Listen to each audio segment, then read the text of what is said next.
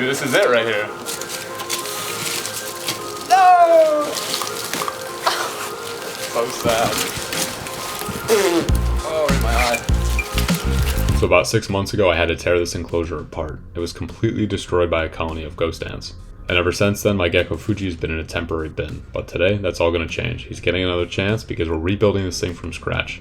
So we're going to start out here with the wood. 250 for about maybe 3 hours does the trick. Kills any mold or potential parasites or any hitchhikers, things like that.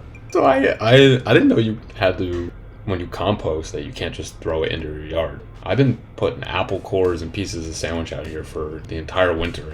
Now I have a really bad raccoon problem. So this thing's been getting pooped on and rained on the entire winter, and it needs a really good wash before we can use it.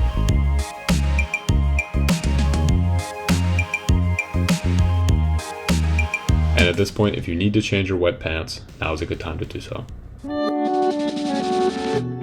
I learned a lot that first enclosure build, and I am not going to make those same mistakes again. Expanding foam does not stick to glass very well, and that's what I'll be making the background with, so I'm first going to put down a coat of silicone to give the foam something to stick to. And while it's drying, I get a chance to visualize what the hardscape might look like. I only get one chance to do it, so I got to do it right.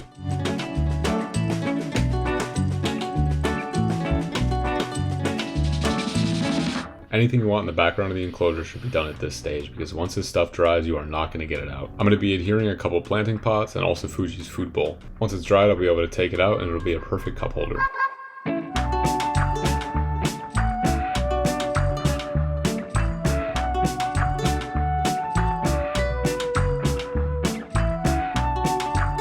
This part's a bit tedious, but you gotta scrape all the shiny parts off the foam. This will give the silicone something to stick to.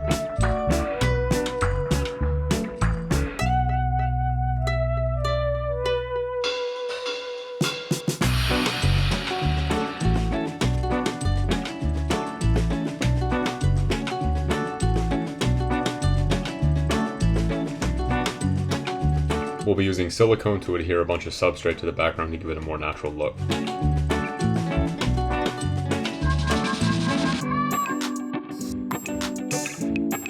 You should really be doing this kind of stuff in a well-ventilated room. I've got my windows open, but the fumes are starting to get to me, so I'm going to take it outside.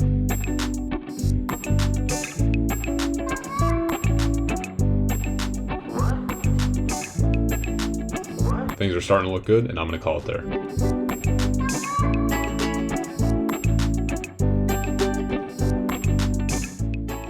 And while that's drying, we can start prepping some plants. I think one day I'd love to do an enclosure based on plants that are from a region that the reptile's from, but honestly a lot of those can be pretty hard to track down, and ironically a lot of them aren't even pet safe. So for this build I'll be focusing on variety. I want tons of contrast with colors and size and just a really full enclosure. I'll toss the names of the plants on screen. Planting is my favorite stage in the whole process, and I kind of view it like oil painting, or something like that. I'll put a bunch of brush strokes down, and then I'll walk away for a couple days, all the plants are in, and then I'll think about it, come back, rip some out, start some sections over until it feels right. And that was definitely the case here. But before that starts, I'm going to remove most of the soil from the plants. If there are any pests like slugs or fungus gnats, this is likely where they'll be hiding. I'll also be drilling some holes in the foam so the plants that are planted in the background will have some way to drain. Before we start planting, I need to put down a drainage layer. I'll be separating that from the substrate using this mesh. If we overwater, the water will pool up here. If it does really start to pool up, we want to keep it separate from the substrate to avoid any bad bacteria or stagnation that could affect the health of the plants.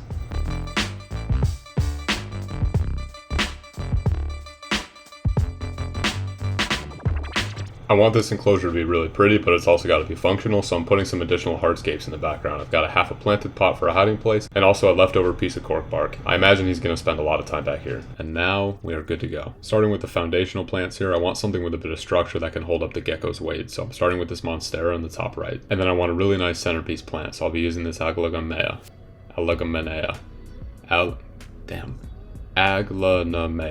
That's it. So if you remember earlier, we put one of those pots in the expanding foam, and I'll be using that to plant the pothos. Hopefully this takes off and I can vine these things and wrap them around all the wood, and it'll take over ideally the whole top half of the enclosure. But if it doesn't, I have no doubt that the undergrowth will take and grow up nice and high and fill in all the gaps. And now I'm just basically taking tons of trimmings and propagations from around my room and kind of popping them wherever they look good. A nice amount of leaf litter is also really important. This will be the home for most of our isopods. They'll breed in it, they'll eat it, they'll live in it, hide in it. It's a backbone of a bioactive setup, you can't forget it. Leaf litter is so important. I was kind of feeling like that top left area was a little bit barren, so I'll be filling that other pot with a pink quill plant. If we're lucky, this thing will bloom. It's got a really bright pink flower. I really think it's coming together. It's looking pretty good, but I was kind of feeling like he didn't have enough areas to climb on, so I'm going to add this stick. But I want to cover up these sharp notches because he's a bit of a dip and I don't trust him to not hurt himself. So I'm just going to cover him with some hot glue. It's pretty simple. So this is the end of planting day 1. I'm going to mist it down and step away to think about it. The next day was off to a pretty rough start. That Monstera is not loving the humidity, especially the water on its leaves. It is having a freaking meltdown. So I'm going to take it out. I went to the plant store and picked up a couple elephant ears and also this blue star fern.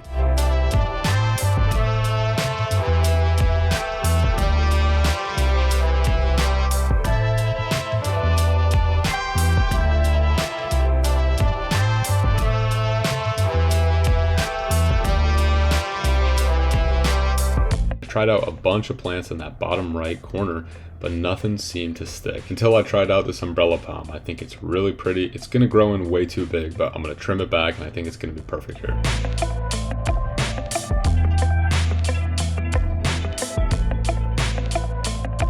Just adding some finishing touches here with these baby tears. I think they'll fill in the top half of the enclosure pretty well. And of course, any good bioactive setup is not complete without springtails and isopods. For isopods, we've got powder orange and these little dairy cows. Dairy cow are a little bit more shy, you don't see them very often, but they do good work. As we let things settle in for a few weeks, the springtails will take off and the plants will have a chance to root.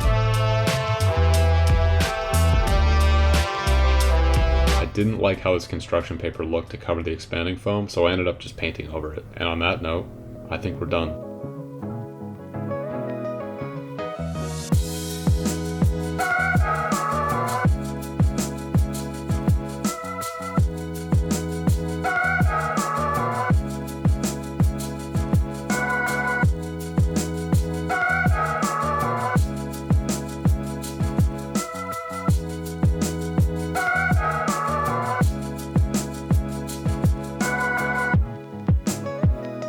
Thank you so... Wait a minute. We almost forgot somebody. You ready, buddy? Let's do it, dude. Oh. Alright. For now, I'm going to let this little guy settle in. And, yeah. Thank you so much. And I'll see you soon. Peace.